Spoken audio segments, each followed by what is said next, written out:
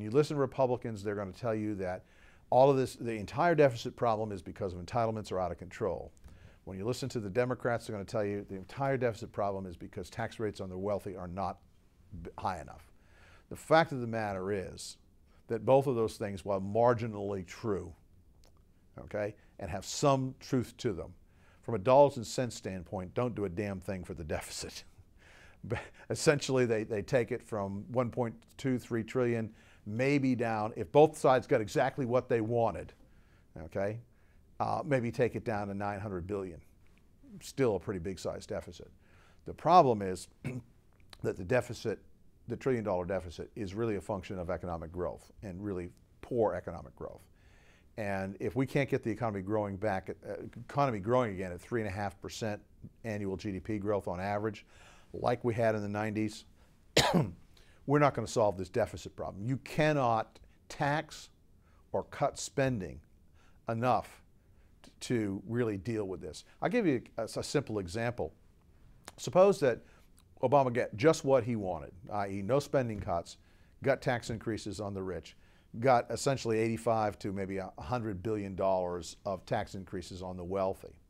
He might not actually get 85 to $100 billion of increased revenue. It'll have enough effect on slowing the economy down that he may only get 2/3 of that because the earnings power of the wealthy he's taxing may in fact go down. And so consequently, if you cut spending and or you raise taxes, you might not get, you will definitely take that money out of people's pockets, but you might not get the effect on the revenue side that you think you're going to get.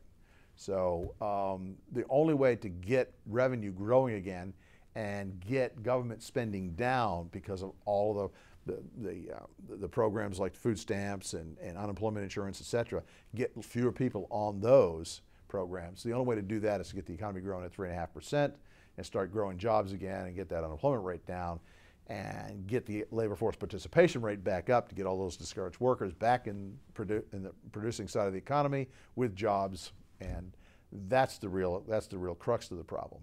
But that's not a conversation that we're having. What we've got right now is a polarized news media and a polarized political system, where if you listen to certain stations, you get one side of the argument. If you listen to another set of stations, you get another side of the argument. You listen to one party, you get one side of the argument. You listen to the other party. There doesn't seem to be any middle ground, and there doesn't seem to be people that are talking off of ideological points, where this is more about the politics than the economy. And until we start actually talking about how the economy works and how the economy solves deficit problems, all we got to do is look at Europe, if you will. They decided to go on fiscal austerity, raise taxes and reduce spending, and they're in full-blown recession right now.